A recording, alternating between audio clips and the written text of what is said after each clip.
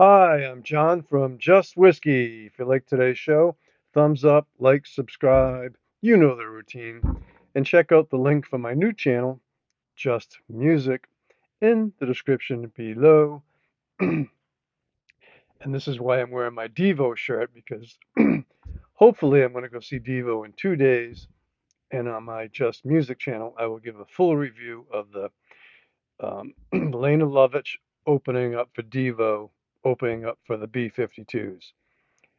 I really, my bucket list, I've never seen Devo, so that's the main reason why I want to go. But back to the review here, back to Just Whiskey.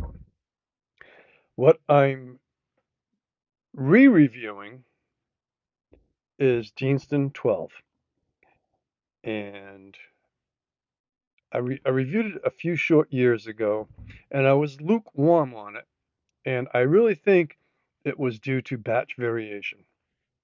So over here on my right is a completely different packaging from what's over to my left, your right.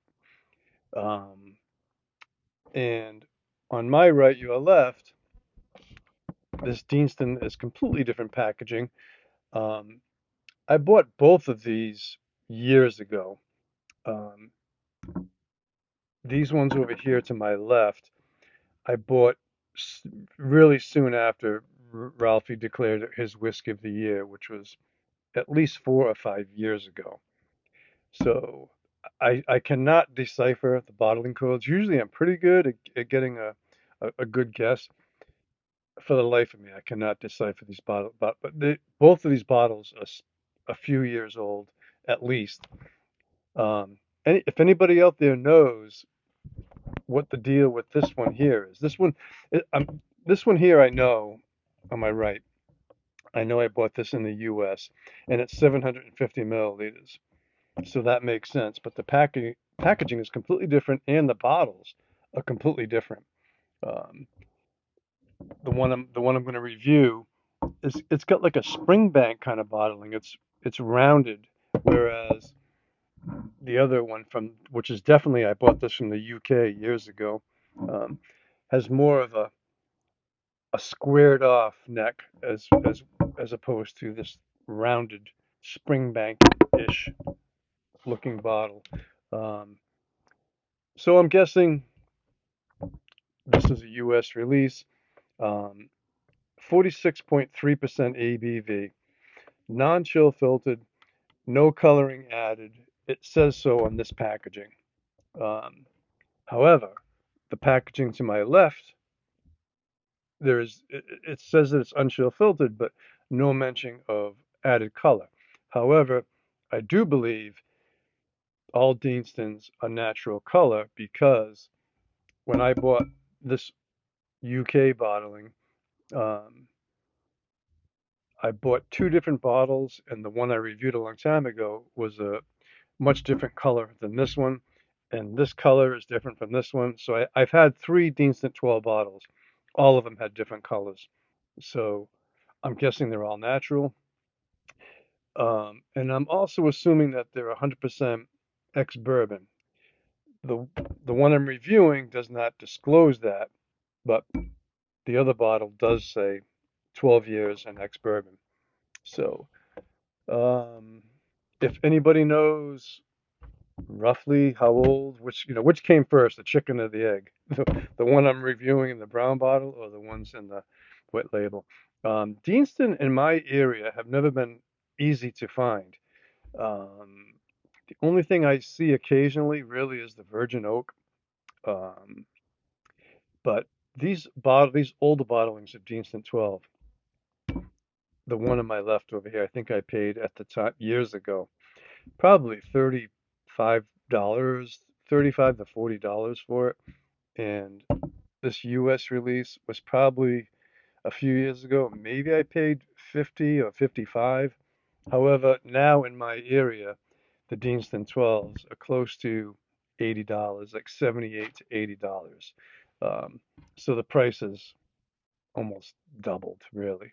Um, so in my past review, please check it out. I killed that bottle a long, long time ago.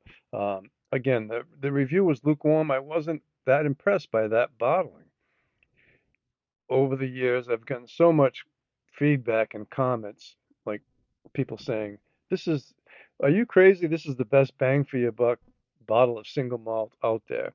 So, I recently heard a uh, interview with a distillery worker at Klein Leash, and he was saying that only Klein Leash and Deanston have that waxy note to it. Um, so I had a couple of older bottles. I'm like, you know what? I need to revisit this. So here we go. So it's a Highland unpeated single malt, and I'll tell you, there was a ton of sediment in the bottom of this bottle, and also too you can see a floating cork in there. The cork busted as soon as I opened it, and even the tops are different. So this top has the yeah, it says unchill filtered. The tops have this paper label on it, whereas this bottle over here has the foil wax seal on it. So interesting. If anybody can shed any light how old these are. All right. So to my delight, this is going to be a good review. This is much better and different than the bottle I reviewed 2 or 3 years ago. What's cool about this, what's interesting, okay, I'm getting a little anisey on there, is this smells much, much older than 12 years.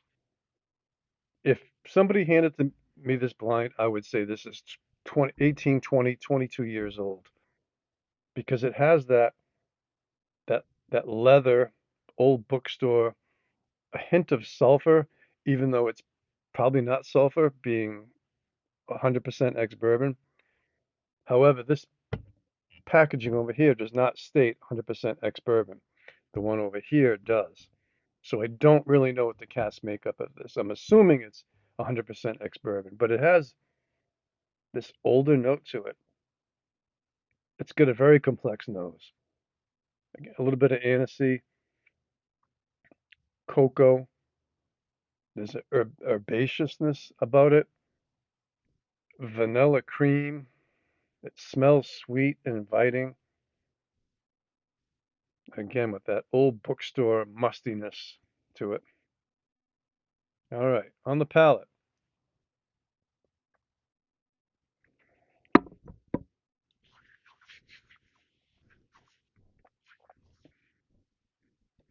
Again, that age comes through.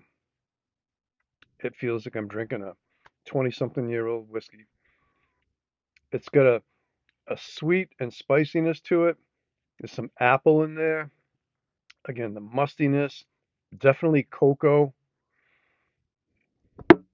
There's a slight creaminess to it. I'm not picking up on the waxiness note. I think if this was proofed a little bit higher, the creaminess would come out more.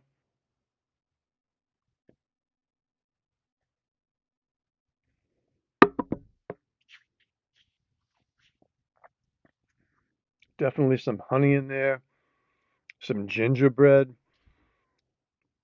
and if you give it time in the glass, you are going to get a little bit of that juicy fruit gum.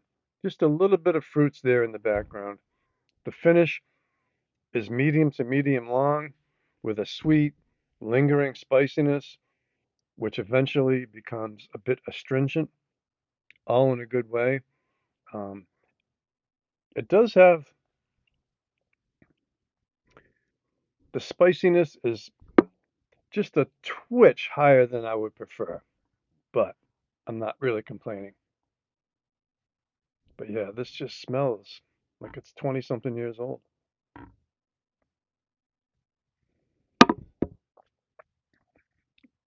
Again, almost like a hint of sulfur in there. Mm. Um, in today's prices, it's hard to recommend. I think in the UK you can still probably find this for $50 probably, but it's around 80 over here. Um, so search those UK sites.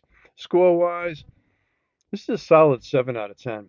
I'm going to say this is very good.